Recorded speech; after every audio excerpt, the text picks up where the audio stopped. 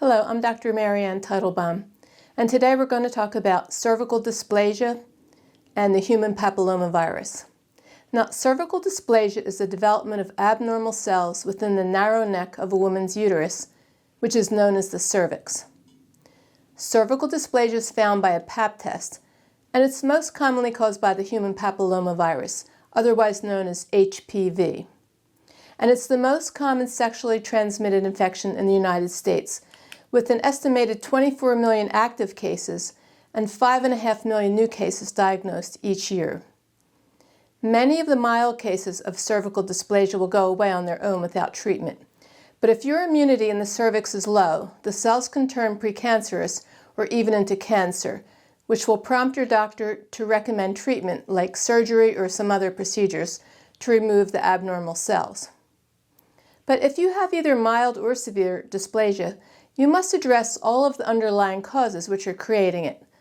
Doctors just keep an eye on it by recommending Pap smears and HPV tests every year or so to make sure it doesn't worsen. But this approach of just watching and waiting isn't enough. What we need to do is to ask why the immune system allowed the human papilloma virus to proliferate to the point where it's creating all these changes in the cells of the cervix. So again, as with any disease, we need to work our way backwards until we find the culprits, so we can treat it at the deepest level. And we need to begin our search by evaluating the friendly bacteria cultures which are located in the vaginal tract and the cervix. Now, we all know about the gut microbiome and its various strains of probiotic cultures which prevent infection from growing in there, but we're less familiar with the strains growing in the vaginal tract and the cervix. The most common strains which are located in the cervix and vaginal tract are the various lactobacillus species.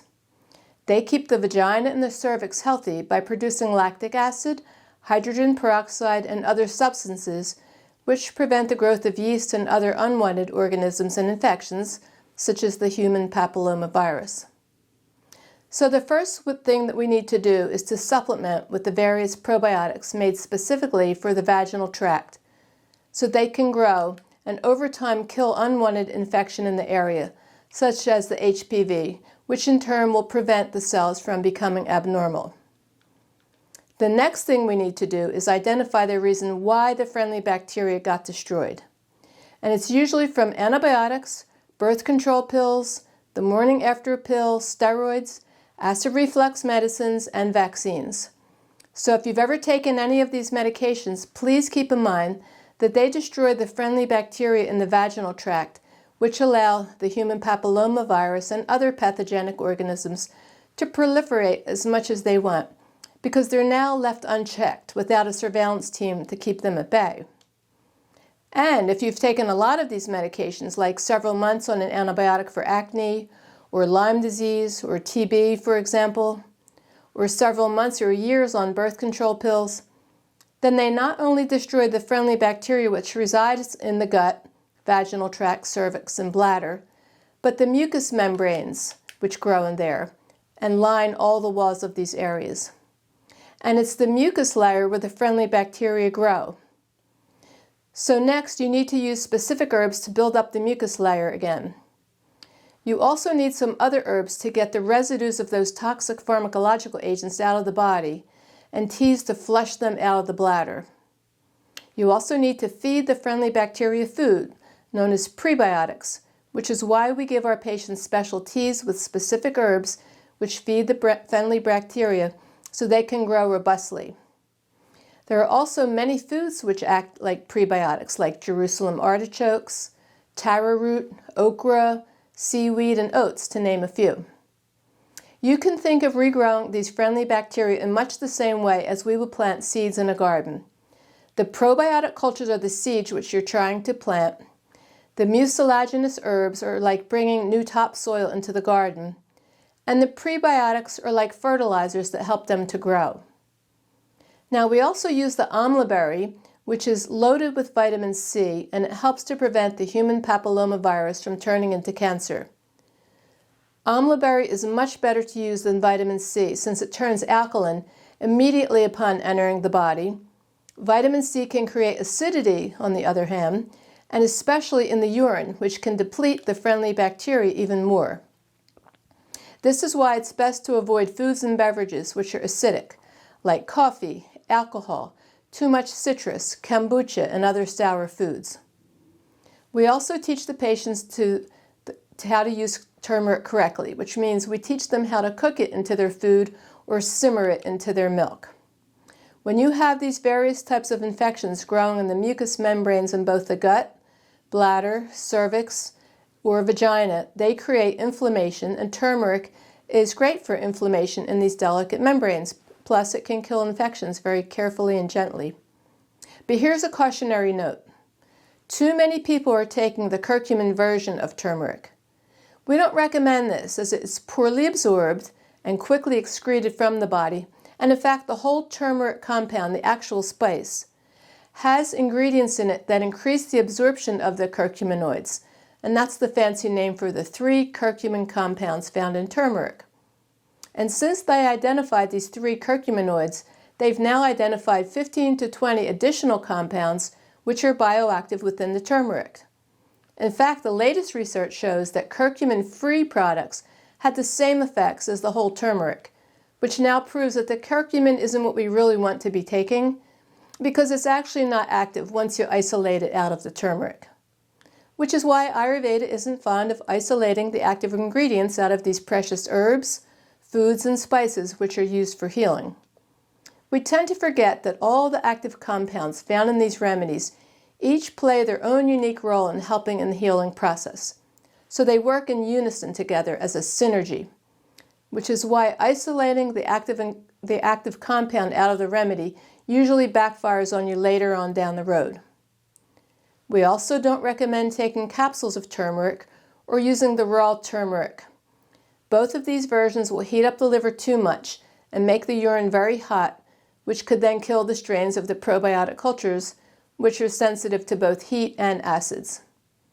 Of course, we use our Ayurvedically prepared zinc basmas, where the zinc has been repeatedly burned into an ash to make the molecule more bioavailable, which means that it can enter the cells much better to have a stronger effect than the larger molecule of zinc can. And zinc is a great antiviral which can kill the virus without destroying the friendly bacteria in the process. Which brings us to the next point. Whenever anyone hears they have a virus or any infection in the gut, vagina, bladder, or cervix, they reflectively think of what they can take to kill the infection. But if you start killing in these areas, whether with pharmaceuticals, nutraceuticals, or even herbs, you run the risk of killing the good guys, the friendly bacteria, which will set you back to square one, since it's these strains of probiotics which prevent any infection from overgrowing in the first place. Remember, it was depletion of these strains which caused the infection to grow. So trying to kill the infection may work initially, then the organism grows back with a vengeance, and you have to start all over again, spinning your wheels as you keep trying unsuccessfully to kill these unwanted bugs. What we do instead is to teach the patient how to make homemade buttermilk, yogurt, lassi, and takra, so they can regrow their friendly bacteria in a more natural way. This approach is especially good for those who can't tolerate probiotics. Plus, it's best to make your own yogurt, since the active strains of probiotic cultures in the yogurt found in supermarkets, even the good biodynamic and organic brands, are too low to produce any therapeutic effects. We also recommend boiled goat's milk with a pinch of turmeric cooked into it to be taken on an empty stomach. Goat's milk has the wonderful quality of being able to kill infection in these delicate areas without killing the friendly bacteria due to the caprylic acid it contains. And again, we don't recommend you go out and purchase caprylic acid from a health food store, as it won't have the same healing capacity as the real thing found in the goat's milk. Also, the water from a fresh coconut is good for infection due to the monolaurin it contains, but it's best to take the coconut water directly from the coconut because the monolaurin dies off quickly once it's removed from the coconut. And here again, we don't recommend you take monolaurin as a supplement, but instead go to the more bioactive version, taking the whole fresh coconut water with all the other cofactors and synergists intact. We even teach our patients how to make cultured coconut water in much the same way as they make yogurt, using our excellent yogurt starter cultures. Now, if you smoke, you must try your best to quit, because smoking greatly increases the risk of cervical cancer. You must also eat as healthy as you can and work with your Ayurvedic doctor to see if there are any hormonal imbalances lurking in your physiology, which could also be perpetuating the virus. Also learn Ayurvedic cleanses to thoroughly rid your fat cells of these dangerous pharmaceutical residues, even if it's been years since you've taken these medications. Since they're fat-soluble, they're still stuck in many of the fat cells in your body, disrupting the normal immune system and other systems of the body. These are just some of the many ways we teach our patients to overcome the human papilloma virus to prevent further cervical dysplasia.